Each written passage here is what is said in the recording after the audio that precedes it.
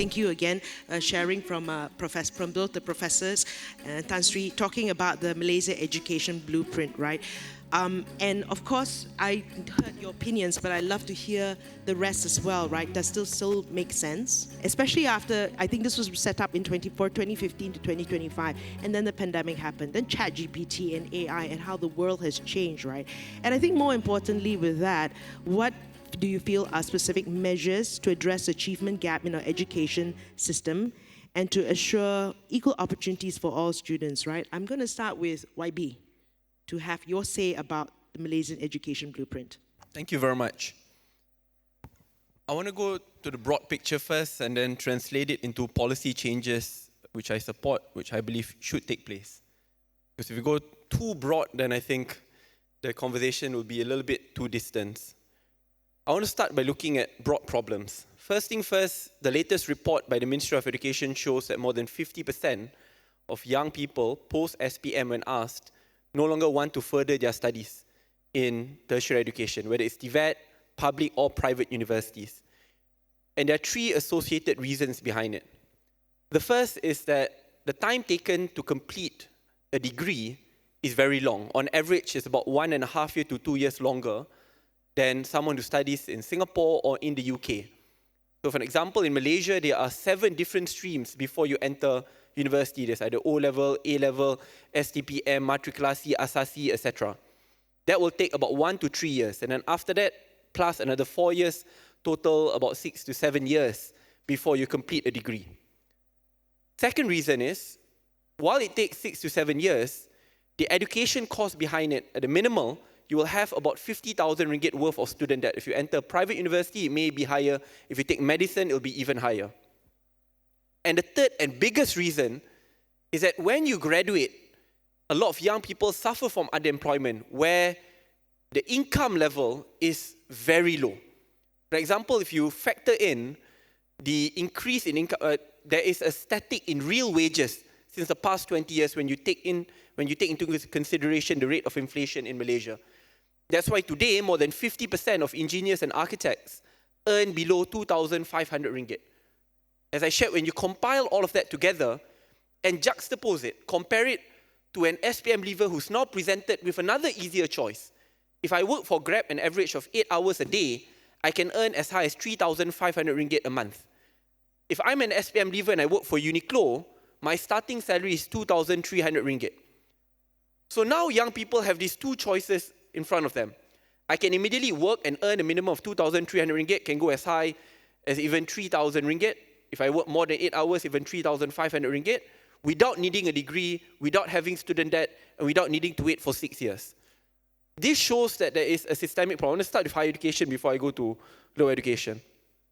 So I think this is a very serious problem. With that being said, we need to look at decentralization of education and not putting everything in together, whether it's IPTA, IPTS, and Tvet. I want to start with Tvet first because I think this is most underutilized. Every time I'm in Parliament, every single time there's a debate about Tvet, it's often about putting more money into Tvet. Currently, per annum, government spends about 8 billion ringgit on Tvet alone, spread out between 6 to 7 different ministries. We have about 600 Tvet colleges. And the Tvet employability rate is as high as 95%, higher than some of the best public universities in Malaysia. Yet, despite that, the intake rate of Tvet offered is below 50%. Under KBS, we had 22 Tvet institutes, IKBN and IKTBN, which is 100% subsidized by government, is free. Above and beyond that, you get allowance about 150 to 300 ringgit a month. So it's free education plus allowance. Yet, despite that, the take-up rate is below 50%. You look a lot of Giat Mara today, open up for 1 year, second year tutup already, closed in a lot of shopping lots. And yet, every time in Parliament, we see, please put in more money or please open up a new Tvet institute in my kawasan. While in reality, today, when I meet up with lecturers who are teaching Tvet, they are telling me one of the additional KPI placed upon them is to recruit more students, which is a very big problem. So I think there's a lot of wisdom which we need to look at how we can revamp Tvet. One, I think something which Dr. Maszlee spoke about is about centralization of Tvet under one ministry. Now it's broken up into 6 or 7 different ministries. But secondarily and most importantly, I think those who take Tvet want a quick education. They don't want to wait that 5 years to get that diploma in Tvet. Yet in Malaysia today, in Tvet, if you enter, once you are Form 4, Form 5, you can access, it's sekolah, vocational or technical. After 2 years, you only get a certificate. After that, to get a diploma, you need to wait for at least another 3 years. While, if you know you are in the industry of Tvet, specialization and knowledge keeps on changing. It's very quick, it's hands-on. What's relevant 5 years ago will no longer be relevant today. The suggestion is to follow the German model. It should start in secondary education, Form 4, Form 5, you get that diploma, and after you finish that Form 5 with that diploma, it's only about specialization, no more about waiting for another 3 years to get another generalized Tvet. Like in other countries, you access micro-credentials. Let's say 2 years, you get the diploma in generalized Tvet in high school. Once you enter, or post-high school, let's say you want to become a wildlife photographer.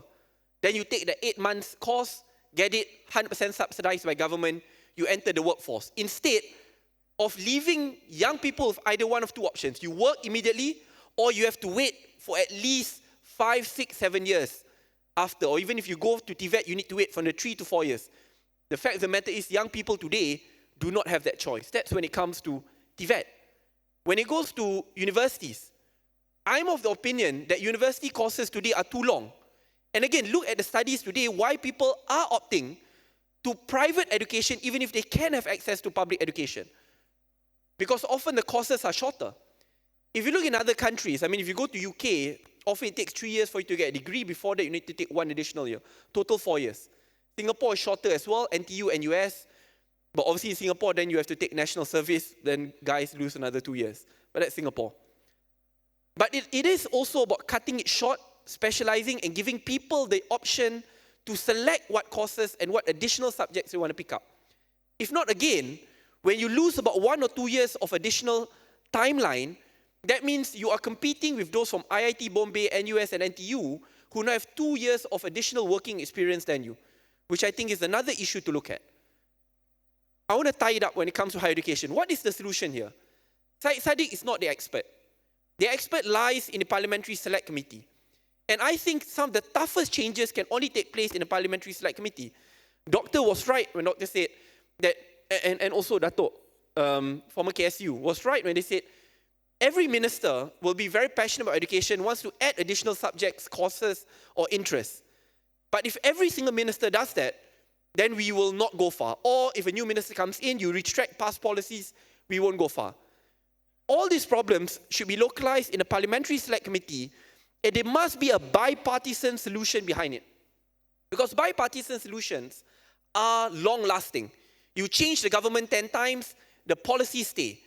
But if you have a passion project, which may be good, with the best of intentions, that the new minister comes in and changes it, or even if he or she doesn't change it, put it at the back burner, then in the end you get an inconsistent education policy. So I want to tie it all back when it comes to higher education. I think there are really systemic issues which are in play, which we need to change, but the change must come from the Parliamentary Select Committee so that it's bipartisan and long-lasting. So I'll stop there first before it gets longer, but this is an area of interest which I care a lot about, because if not, young people of today will not access tertiary education.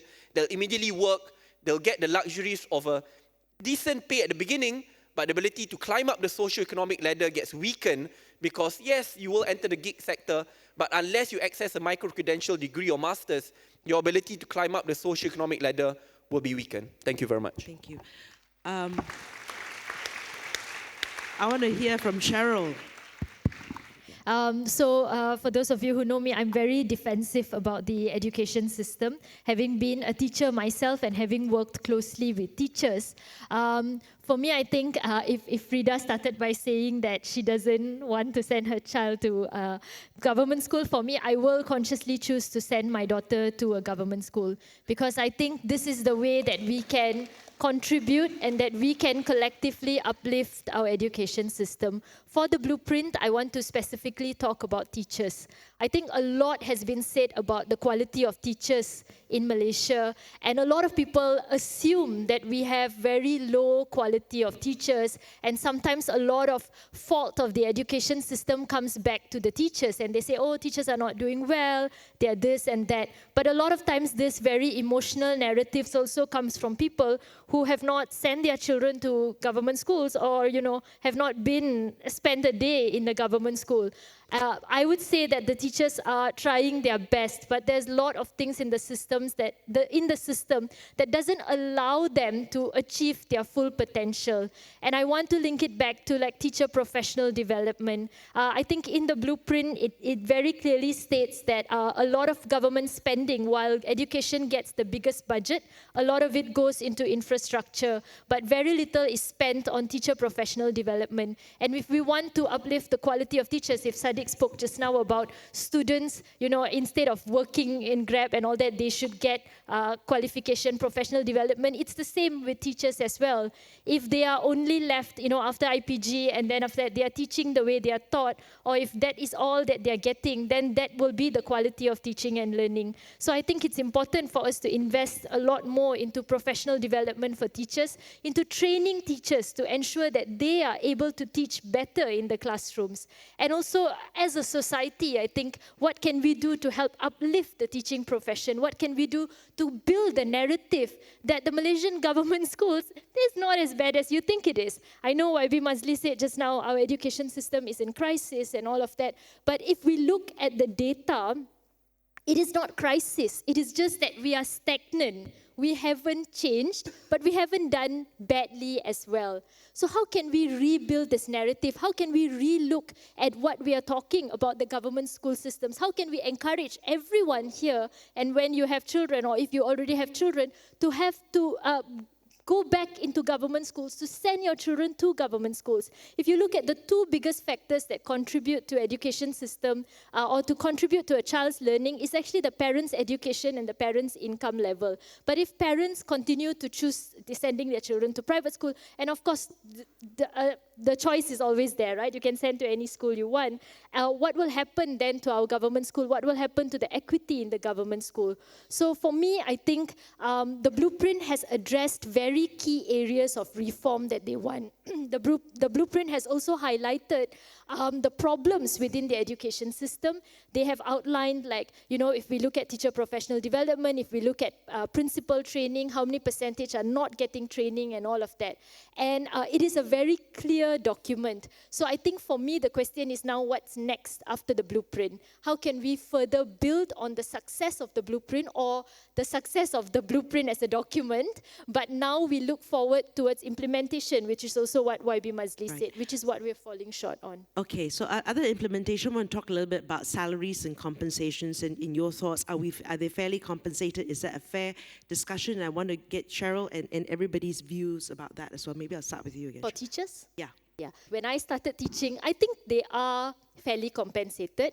But of course, I think like any other sector in Malaysia, or like any other public service, there was always the push to want to increase the salaries of teachers. I think they are fairly compensated, but I think the point is on reducing the workload of teachers, reducing administrative workload of teachers, so that they are able to focus on their core duty, which is teaching and learning in the classroom. I think that's one. The ministry recently outlined, I think, 7 strategies that they are taking to reduce administrative workload of teachers, including they don't have to do extracurricular things and all of that, which I think is a great step forward towards ensuring that teachers can focus on their core duty, which is teaching and learning in the classroom. I want to ask about STEM, right? Since I've got a very important person here, and women in STEM, right? But anyway, just to focus on STEM, right? And maybe your own life story and everything, what can be improved in this space, Dr. Jezamine? I have so much to say because we don't have much time, so I have to be very selective on what topics I'm going to be touching on. So I'm going to actually add on to what YB said earlier. in terms of the duration of the whole course, right? Example for me, I'll take myself an example here. So after SPM, I did A-levels. A-levels took about 2 years. After A-levels, and then I went to India to do my med school, and I come back again for training, and after that, I want to do my master's. And master's, of course, I was still very ambitious. I want to do my PhD. Now, think about it. My parents wasn't too happy because they were like, hey, when are you going to get married? When are you going to have kids, right? So if I'm a graduate doctor at the age of 28 years old, I'm now expected to get married. If a master's course is about 5 years, and then a PhD is another 7 years. So when am I actually supposed to start a family and, you know, get married and settle down where at the back end where I have my parents nagging at me? So I think this is actually the main reason why women actually don't actually continue their studies. Mainly because of, I can see someone nodding there. See, there's so many heads nodding there, right? I'm sure you all agree with me. It's actually very difficult. And adding on, I started my master's at the age of 33. And it was just, I'm just going to share my experience here. After registering for my master's, which I thought I could have kids maybe after 3 years and all, after 2 months I was pregnant. Okay, great then. And then I was then offered, and I worked really hard to convert from master's to PhD because I just wanted to shorten the whole course. And I literally worked day and night, 24/7. I went to my lab to do my research past midnight, and I literally did whatever it takes to literally fasten the whole track. And now when I'm converted from master's to PhD, and now I'm actually pregnant again with another child with contraception, right? So the perception here is, I think the most important thing here is, how is it that we are encouraging women to continue their studies and attaining a higher education, especially their PhD, and how are we actually supporting them? I think that's the most important thing. Secondly is financial. Are you going to actually expect your husband to support you all the time? And now when they're already enrolling in their masters, it's full-time, you're not allowed to work, and how are you expecting them to sustain, right? By the way, I think I'm the only one in Malaysia who has 3 kids in my whole PhD journey, and I don't know how I actually managed that. But in a way, I took it very positively, where I took all my expected date of delivery as my milestone, and I completed on time, and I did quite well. Adding on to that, so the struggle that I was experiencing was I wanted to enroll, of course, in advanced therapy, stem cells and tissue engineering, where there was no university in Malaysia offered that course. So what I actually did was I was actually university hunting.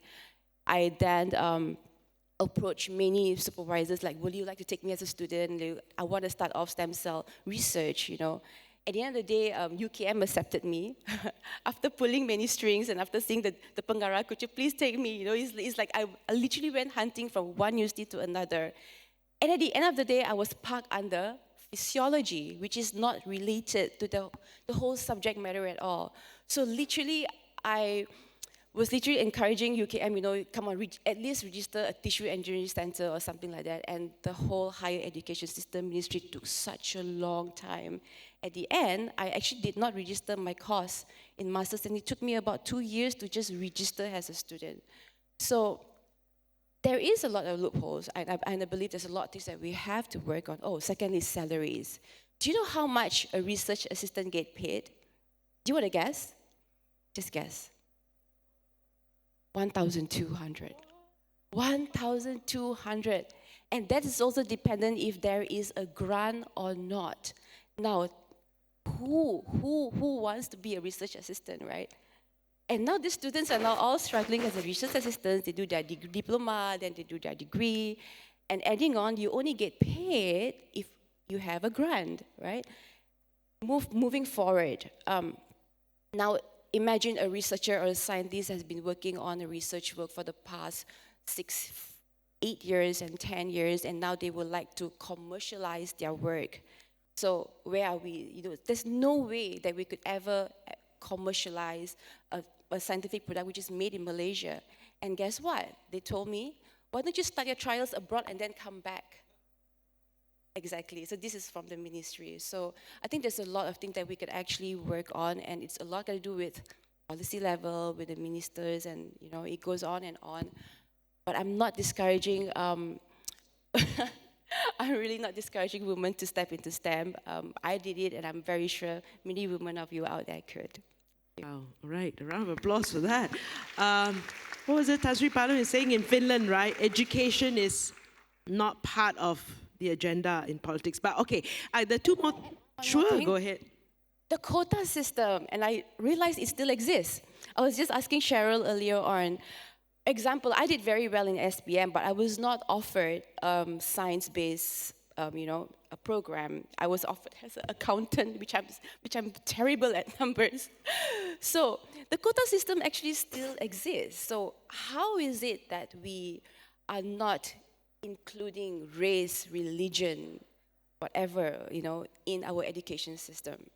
Think about it. I think this is something that we would really need to address. Yeah.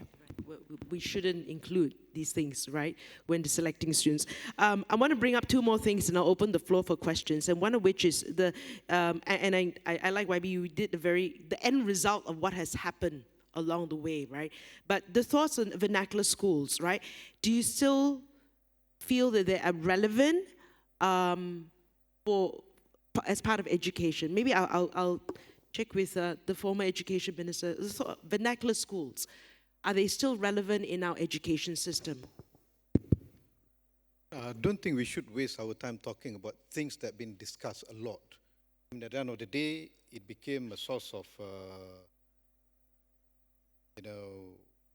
endless rhetoric that could be used by people from different parties with different intentions. It's already there, part of the reality. But again, the issue that we should discuss is how should we improve the national school that we have nowadays? I mean, just now you mentioned you never want to send your kids to Sekolah Kebangsaan. Cheryl insisted that we should send our school to Sekolah Kebangsaan. In our new education model, we discuss about that thoroughly. We look at, the reason why many parents, T20 parents like yourself and others, refuse to send their kids to Sekolah Kebangsaan because you have this trust deficit on Sekolah Kebangsaan. We have a lot of assumptions, but just like Cheryl mentioned, we never spend not even a single hour in Sekolah Kebangsaan. So most of the assumptions mainly are baseless, some are real. So let me say, because I was in the office dealing with people from various walks of life, with different aspirations and different dreams that they have, but I could assure that everybody loves their country. They want the best of their country. They want to give the best to the country and to the people. The presumption of the quality of Sekolah Kebangsaan, I think is real, and it's not extremely 100% right and not 100% wrong. Coming back to what Cheryl mentioned earlier, that we have the best teachers in many of our Sekolah Kebangsaan. The only thing that impede them from giving the best to their students were the administrative works, the burden, unnecessary burden that been put upon them by PPD, JPN, and by our system. That's why when I first came into the ministry, the first thing I did was engage with the NUTP and get their inputs. I think within 6 months we managed to get, we sit in 16 meetings just to formulate the best solution to ease the burden of the teachers. What for? For them to give the best of themselves to their core job, which is to educate and to unleash the potential of every student. They were happy. The honeymoon did not last. It ended in January 2020. But never lose hope. Never lose hope. I mean, there was a person who been waiting for 24 years and finally he reached the destination. But again, I mean, for the teachers, if you give autonomy to the schools with proper guidance, with proper structural adjustment, you empower the teacher and put students at the center, and not the schools, and not the principals to get whatever award they want, but put children first, I think we can do a lot of changes, number one. And number two, Saddiq mentioned about our higher education. He said that we spent, many years in our universities, ended up most of our graduates graduated at later age in compared to their friends in Singapore, in the UK, in the US. Yes, I would agree a lot. But the problem is not with the university alone. It's with the schooling system. What we taught our children at schools. This is where in our new educational model, we try to introduce the modular system instead of the conventional way of, taking subjects based on their years. The modular system in preparing the students at the schooling stage, what they need in their life. So with that, they can survive in any tertiary institutions that they go. And even if they don't want to continue their tertiary studies, they go to the industries, they go to Tvet, they can still survive with whatever they receive at the schooling level, especially at the primary level. But again, talking about because I know you wanted to talk about vernacular system. Rather than talking about whether we can accept, whether it's relevant or not, let us talk about improving the national schools with the new education model that we have. And I hope that Minister of Education and the current minister would revisit the new education model. That is the way forward, and that is the only way to uplift the quality of our national schools. Right. I've got a question for Cheryl again, and maybe YB would like to add, but it's about the dual lingual DLP program, right? And whether, that's the way forward. Okay. So for me, just this morning as I was coming here, I read that out of the 10 countries that are top in PISA and TIMSS ranking, there's only one country that don't teach English and maths in their national language, which is Singapore. So only Singapore teaches it in English, and the rest teaches English and maths in their mother tongue. So there's no denying that. So I think empirically there is no data to show that if a child is learning science and maths in English, they do better compared to if they are learning science and maths in the mother tongue. In fact, I think a lot of people who have been talking about, PPSMI back then, and then when we moved to DLP, I think the argument was that we should continue teaching in the mother tongue, especially for maths and science, because it was so difficult for students to cope. I myself taught I thought this will be unpopular opinion, but popular juga. So I myself taught in a school in a kampung in Kedah, and I couldn't imagine my students were struggling with Malay, let alone imagine learning English and maths science and maths in English. I think that would be a huge struggle for them. But I think with the introduction of DLP, it gives a choice to the parents, to the PIBG, and to the school to decide how many classes that they want to open and whether the students are able to cope with science and maths in English. And I think that is really a step forward, so that you are not forcing a blanket policy on everyone needs to learn science and maths in English. It's not that, but it is based on the school, based on the locality, based on whether the parents agree or not, or whether the student is confident and competent enough in English to learn it in science and maths. I think that choice is very important, especially knowing that in Malaysia, no two schools are the same. If I may add, I'm a product of PPSMI. And I think I'm a decent product. A lot of my friends around me, I think, excel not just in maths and science, but also in English in particular. But while I'm a fan of PPSMI, I'm also a policy maker which makes policies based on data. I think what Cheryl said is absolutely correct. If we want to preach decentralization, we cannot say there's a policy which should be one size fits all. However, what is my worry today when we comment about the DLP? The most latest report shows that many DLP schools are now slowly transitioning out of DLP, even while parents are demanding. I think Paige, the NGO representative of parents, are saying that even DLP schools now are fading out and are worried whether the government is actually serious in pursuing DLP. Very quickly, I want to comment on this issue. I mean, if you look at vernacular schools and national schools, the difference is not meant to be that big. Core subjects must still be taught.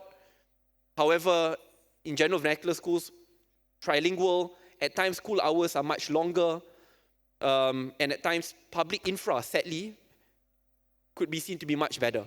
So ideally, if you ask me, I think Dr. Mazzlee's vision, making national schools the priority, is something which I agree upon. I'm a product of national schools. Sekolah Kebangsaan, Sekolah Menengah, IPTA, only then did I study abroad after. But what I can say is this. I think the aim of national schools is to create students who are trilingual.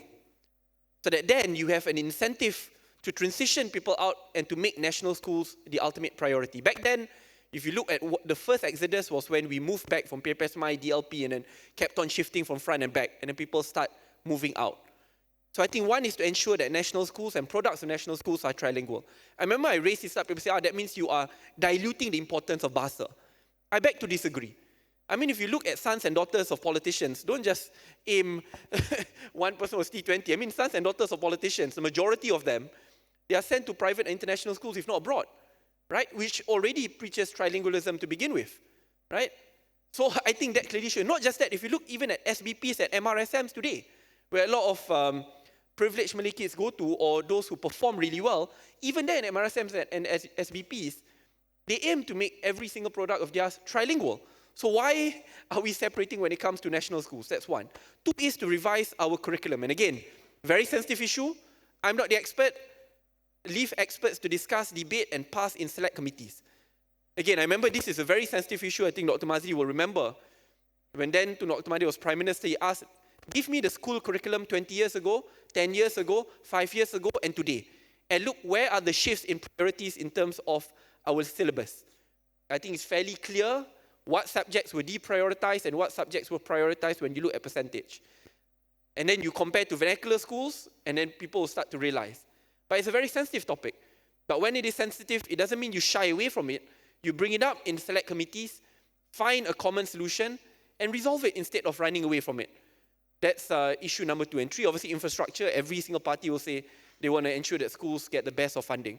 But I think if we don't have the moral courage to discuss these two, and in the end, students of today, back then, the reason why the late Lee Kuan Yew really prioritized English, not because he loves English so much, because it's the language of commerce. Today, why am I talking about the need to learn Mandarin? I'm trying my best to learn, right? The need to learn Tamil as well. I'm trying my best to learn. Because the fact of the matter is, 10 years from now, the language of commerce is not just English, but you look at the rise of China and India. I mean, if you don't adapt, we will lose out. Today, studies have shown if you don't master English, on average, your salary is 600 ringgit lower per month. 600 ringgit times 12, that's a lot. Not even the networking opportunities which you will lose out on. So what more when it comes to Mandarin and Tamil? So to me, I look at it as a policy maker, data-driven decision making. If we don't equip our national school graduates with these skill sets, I think then they will lose out. When they enter universities, they will lose out. But worse, when they enter the job market, they will lose out, while intensifying a class-based system where those who send to private international schools or abroad will gain the most, and those who send to national schools will lose out. I just want to correct one final thing. Today, not just T20 are sending their children to international and private schools, including Malay middle-class parents are willing to spend a quarter of their monthly income to send their children to private international schools. Those who previously went to national schools, who stay in PJ, now ask them, I mean, some of you may be in this room, all product of national schools, very proud about it. Think about it, where do I send my children to now? And then you'll realize the answer is there. So I think we need to revamp it. If not, we won't be a failed state, but it will be in the middle. I don't think Malaysia is a country which should settle for mediocrity. Thank you. Thank you. Wow. Okay. I'm going to allow about 10 minutes of Q&A. So if you have any questions, there are a couple of mics up front. Oh, yes, Tan Sri. I've been used to standing. For the past 50 years, I've been at the university. So when you talk to people, you must stand.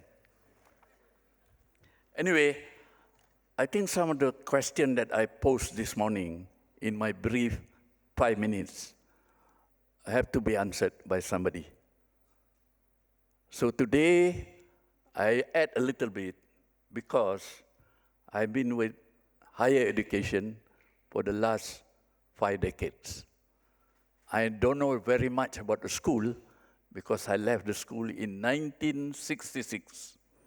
I'm not sure Yang Rahman was still around. Anyway, ladies and gentlemen, I think one of the most important things in our education is to link, as I said earlier, the school system, higher school system, the university system, and lifelong learning. That last part, we don't really discuss it. But if you want to achieve a high-income economy, like the government does, through all the 5 Rancangan Malaysia plan, I think that link is important. Because there's never ending to learning. You're always learning. I'm standing here because I want to learn. And the problem with our country is, after Form 5, people want to work. That's no problem. But how far can they go? Because we need the skills, we need the technical skills, engineering skills, professional skills, and so on. One of the things which I noticed, I observed, probably Prof. Maszlee is aware as well, because he was a minister at one stage, is a problem of linking between the 3 components of education, and secondly, linking between what is planned and what is implemented. That's the most difficult part in our country. That's why we are still struggling. As a country, we are in middle income trap. We can never go further if we are not serious about getting through education for our citizens. The young one, actually, we are very fortunate here because you are the top 30% or 35% of the student population in any country. In Europe, in the more developed countries, 60% of its young will go to university. Learning all the time. The working people are also learning, acquiring skills all the time. But we are not there yet. So that's our problem. We talk about high-income economy, but we are still in the middle-income trap. This has been going on for the past 50 years. Where do we go from here? So to me, ladies and gentlemen, let us all look for higher education. We have a strategic plan for higher education, which is only 2 years. It will end in 2025. There are 10 trusts of that higher education. I'm not sure whether we are really seriously looking into it. Because the next Minister of Education, we have another plan. Repeating the same thing because we don't implement them. You see, I noted down here, there are 10 main trusts of the current higher education blueprint. Holistic graduates. Holistic. I'm not sure what it means because industry complains about our graduates. But that's not fair. To me, it's not fair. Because 90% of the graduates are very good graduates. The industry that get the 10% are not so good. It's either the industry or the graduates. Talent, excellent. Talent. Talent. What do you mean by that? Do you have good, pardon, YB? Do you have good MPs around? That's talent, you know. Tvet enhancement. Tvet, I think Yang Rahman was talking about it. Of course, lifelong learning. Financial sustainability for higher education. What does it mean? Now, public universities are told to generate income. Tan Sri Palan, I'm not sure they can. Huh? Only Tan Sri Palan, heading a private university, can enhance income, generate income. Public university, they have no talent to generate income. That's a problem. So we have to review that from Maszlee. Generating income for public universities. Because public universities are meant to produce public goods. It's a public good, education. You cannot mix it up. That's my view. Professors who know how to make money. Tan Sri Palan, yes. Because it's a private education. Now, you talk about governance. Prof, our Akta Auku has been with us for half a century. Half a century. 1971. Are we seriously looking into the articles in Auku? So that's also a big problem. So I can talk. That's why I stand. I can talk for the whole day about this. Innovation ecosystem, another trust. What does it mean? Do we mean we have a lot of research by professors? I'm not so sure. I'm not so sure. Because the environment is not there. Number 8, online learning and world standards. They only knew this after COVID. Before COVID, only OUM, where I was, cakap besar sikit lah, we talk about online learning, Prof. That was 20 years ago. The other universities, even Cyberjaya, they talk about online only because of COVID. Without the COVID, it's okay. All practice is okay. Because we always have to think about the graduates, not about faculty members. Number 9, global presence. I don't know what it means. For Malaysia, global presence. Of course, the professors go, they go for seminars and so on. That is not global presence in the sense that we want it to be. We want intellectuals. Maybe 30 years ago, Tun M was talking about Nobel laureate for Malaysia. I'm not sure whether we can have one. Last one, again important, maybe, delivery system. Even the IPTA, IPTS talk about delivery system. But where are we? The only thing is, sometime, I'm not saying all the time, we deliver bad graduates. But again, we must remember, there's only about 10%. 90% of our graduates are good people, are good citizens, like us all. Loyal citizen. So as a loyal student, not student lah, as a loyal citizen, we must be able to think seriously about all these issues. Otherwise, we can't go very far. That's my message. Thank you so much. Thank you, Tan Sri. May I add something? Sure. Okay. Thank you, Tan Sri.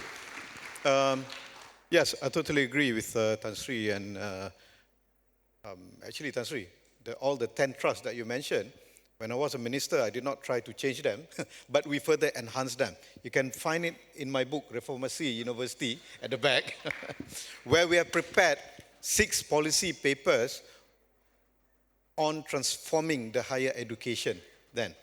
But unfortunately, my time was too short. We did not manage to, We're supposed to amend AUKU and replace it with a more comprehensive act by combining AUKU with Act 555, which is things that always haunting IPTS anyway. I mean, we're supposed to have a new act that governing both AUKU and 555 by the year 2020. But unfortunately, with the change of government, the new government then refused to continue with that effort. I asked at the parliament, Noraini was the minister then. She said that she has no intention to review AUKU and to replace it with a more comprehensive one. The current Minister of Higher Education, I don't think he too has that intention in his mind. But anyway, the attempt was there. I mean, it was mentioned in my book. It was mentioned in the book Memory, Not Memoirs. All the papers and all the policies were there. They're waiting to be implemented. And Tan Sri's question, I mean, he imposed that question twice, whether higher education and basic education should be put under one roof. Yes, Tan Sri, it's not only both higher education and foundation education, which is schooling system, that should be put under one ministry. The preschooling, the early childhood education must be under the same ministry as well. Now we have six different ministries who has different free schooling system. You have under Minister of Education, under JAKIM, under Kementerian Perpaduan, under this, under that, which defeat the purpose of the early childhood education. So it should be included under the same Ministry of Education, and there's another education stream that should be included too under the Ministry of Education, which is Tvet. And it would be too much if I say that even Maszlee should be put under Ministry of Education as well. There should not be Maszlee. Because, you know, when you're talking about research, you're talking about innovation, it should be the core job of universities. I mean, at the end of the day, who's doing all the research? The professors, the researchers. Where are they? They are in the universities. And we're talking about higher education. We must never differentiate between private and public education. I am with the idea that both public and private education should come together under the idea, under the governance of higher education or tertiary education. Thank you. Thank you. Okay, one question there. Yes, the mic is right in front of you. If you can just, there, to your right. Yeah, just your name and where you're from and the question. And I think we only have time for one question. Thank you. Thank you, Freda. My name is Satina. Coincidentally, I'm also the adjunct professor in this university. Formerly from the Ministry of Education and Higher Education. I just want to add up something. I like most of your views today, especially Syed Saddiq, and of course Cheryl, you know, and of course YB Maszlee, you came up with a lot of things, and Tan Sri Anuwar. But I just feel we are talking about education in Malaysia, strategies to reform. I feel, whatever that being said, it was an amazing thing because we have left out so many things. But there is one thing I think we did not talk at all today is about public-private partnership, which is, I think, it is most important as it is now. The government do not own education anymore like what it used to be. Teachers are no longer the experts in education. We have a lot of people who are, they are very good. But I think public-private partnership, that has been there for a long time. YB Maszlee was there when you were there, and I was there as well. And we need to harness this because then they will come out with a lot of resources, money, which they are willing to do. I have been very involved with them, actually, for the last 7-8 years. And but the thing is that the government are not giving enough sufficient framework to enable them to really, you know, contribute to our teachers. Our teachers, they need help. They are being spent RM1 probably each one of them. So do PPP in a way. I hope the select committee, Syed Saddiq, you are amazing. I tell you, I like you to be the Minister of Education. I hope one day. Please put forth this, Freda. I am just put this across, and I really needed to say that because it was not talked by anybody. Thank you. Thank you. Okay. Okay, one more question. So if you can just, if your questions please come up. So then the first one that gets to the mic in front of you wins. So we have time for one more question. Whoa, okay, there you go. Siapa cepat dia dapat. My name is Alex. I'm a special needs educator. And I think one of the big issues in our education system is diversity and inclusion is not being taught. There's no one talking about diversity, intellectual diversity. And to be honest, I'm a person with disability as well. I have living experience, but I have a lot of, a lot of hurdles I need to face in order for me to get education. So I think that's a very, very serious issue that we need to address, because a global average is 5 to 10% of the people are people with disabilities. So I think this is a very serious issue. Thank you. Thank you. Yes, it was a question that I did bring up, but I would like to see anybody's, Cheryl, perhaps.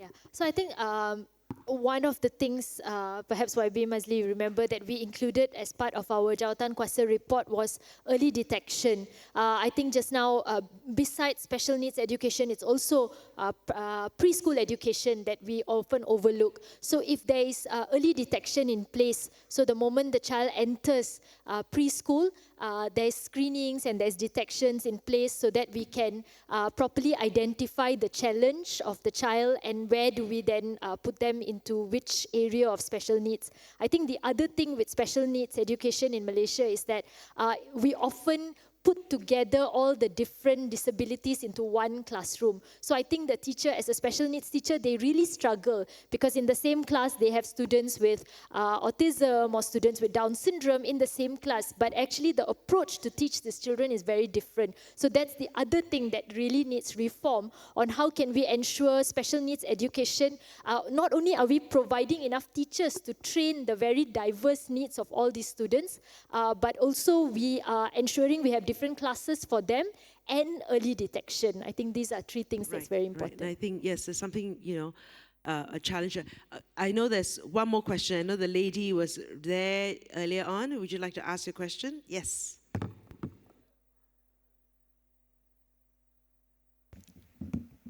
Hi, good day. My name is Vanisha. So I would like to ask this question to Dr. Maszlee. So since you were the former Minister for Education, how do you see education in Malaysia for the next 5 years? That was my question. Okay, you know what? On that note, actually, I'm going to ask this question. My question was actually not knowing that you were going to be on a panel was, what would be your first point of action and attention if you were Education Minister? So when you come back again, what would be your first point of action for the next 5 years? I would revive new education model. That's the answer. But let me come back to our friend who asking about the special needs education. I think the only time when people seriously talking about inclusive education, education for special needs, was in 2018 and 2019. After that, nobody talks about it anymore. I'm terribly sorry because I did not mention about the inclusive education in my speech just now, but in the new education model that we prepared, Cheryl, we put a lot of emphasis on that. And honestly, early screening and early detection is one of the initiatives that we want to push in our education. I still remember I was asked by KJ then in the parliament about the early detection. And I told him that it's not only the responsibility of Minister of Education, but we should collaborate with KKM, Ministry of Health, and also KPWKM, the Ministry of Women and Child, and also PBT, to work together to identify at the earlier stage what children with special needs, to identify children with special needs. And nowadays, honestly, towards the end of 2019 and beginning of 2020, PADU, one department in Ministry of Education, has managed to come up with an app where all the parents and teachers at preschools and even before preschool can do self-screening on their children to identify, certain needs that the children is facing. But unfortunately, since 2020 until today, we haven't heard anything about special needs education. That's number one. Number two, yes, I totally agree with Datuk Satina. We can do wonders with PPP. I did mention earlier when we talked that we need to share data with private sectors, and Tvet for me is to be led by the industry and not by the government. That's why I say that one day, the day will come where we will do away with MQA, especially on Tvet education.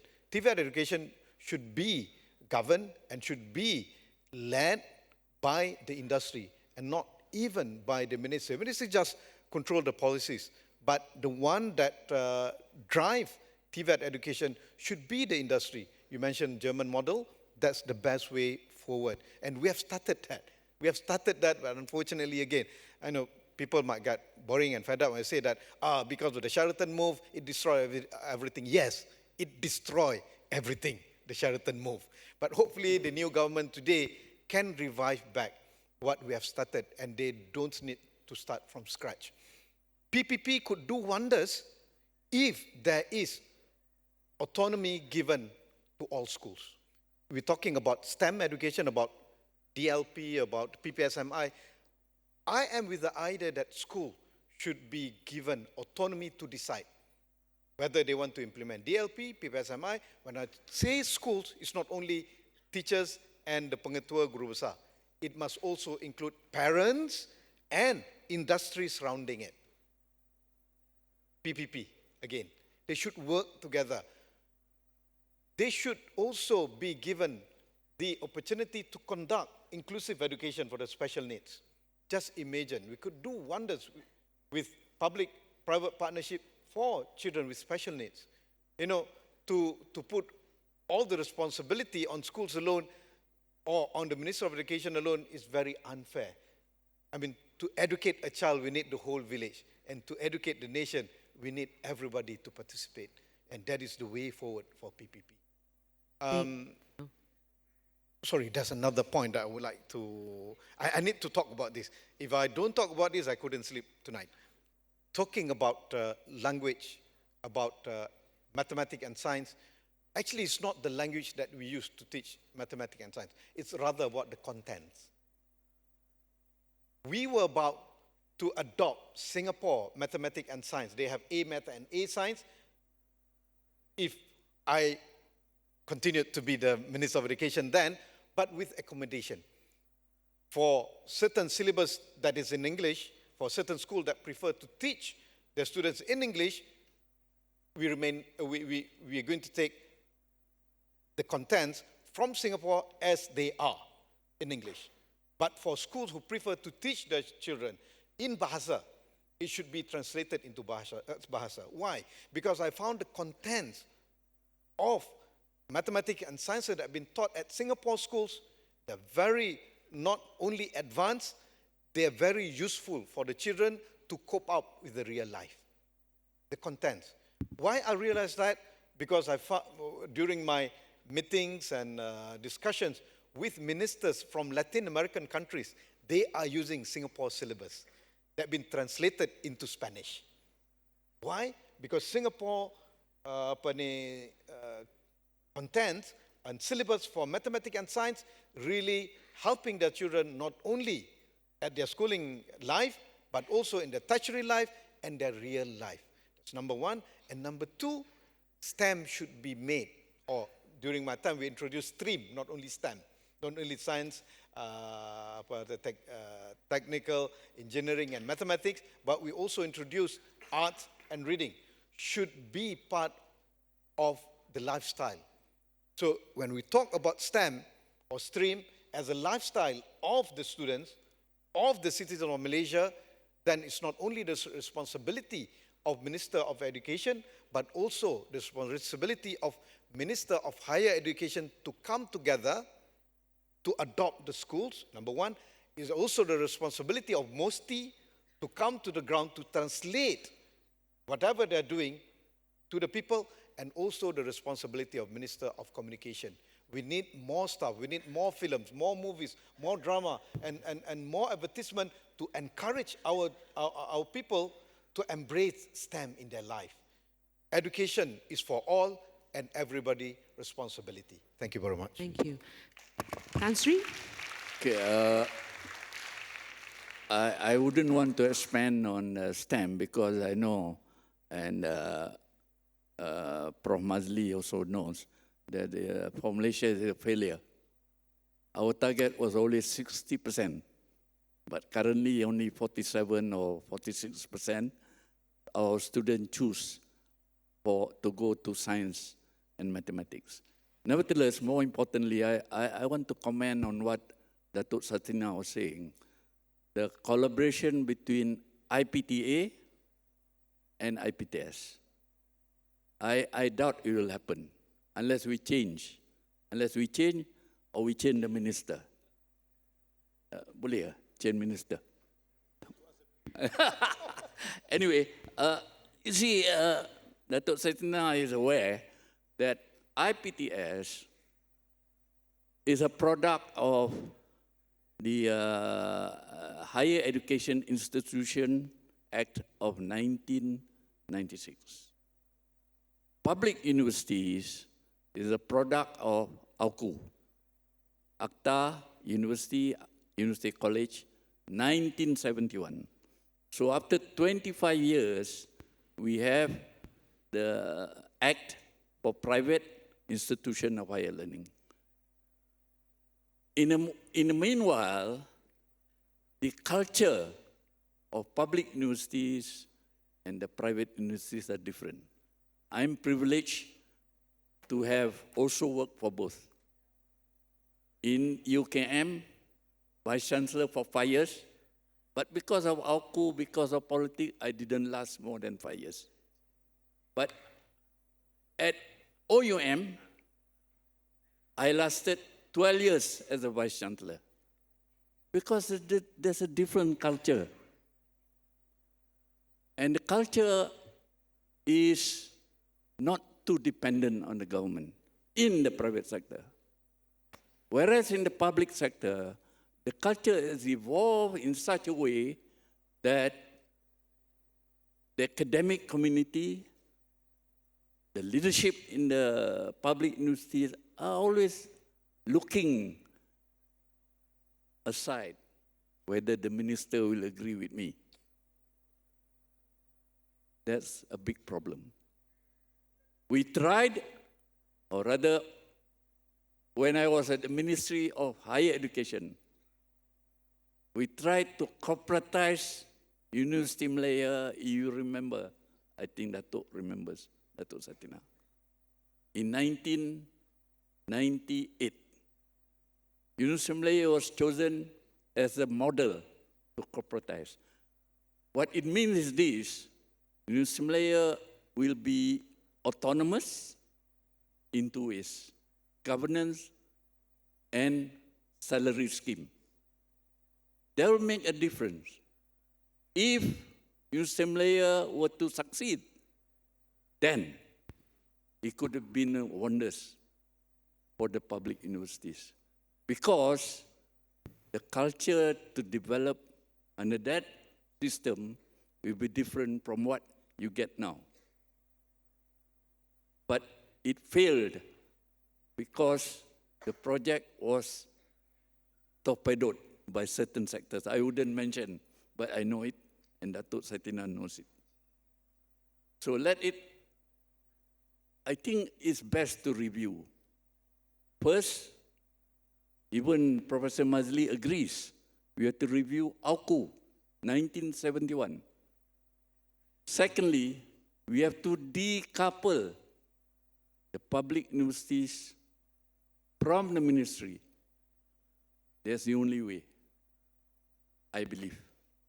Otherwise, we are just moving around, discussing long forum and so on, but nothing much will happen. And I agree fully that public universities and private universities must work together. After all, some of the leaders in the private universities were from the public universities, and they can see the difference in the work culture. Thank you so much. Thank you, Tan Sri. So final question, Dr. Jezamine, if you were Education Minister, what would be your first point of action? I would take out race and politics out of the education system. That's it. Short and sweet. Cheryl? What's the question? Sorry. If you were education minister, what would be your first point of action? I would go on a nationwide tour to promote government schools, to make everyone see actually how great our teachers are and why everyone should send their children back to government schools. Thank you. YB, potential future education minister, what would you do? Saying that, knowing how difficult politics can be, is to set up a truly bipartisan select committee made up of experts and like-minded individuals from government and opposition, and to get an education revamped through and hopefully long-lasting for the next 20 to 30 years. Oh. All right. On that note, thank you to all the panelists, and again, a round of applause for everyone here.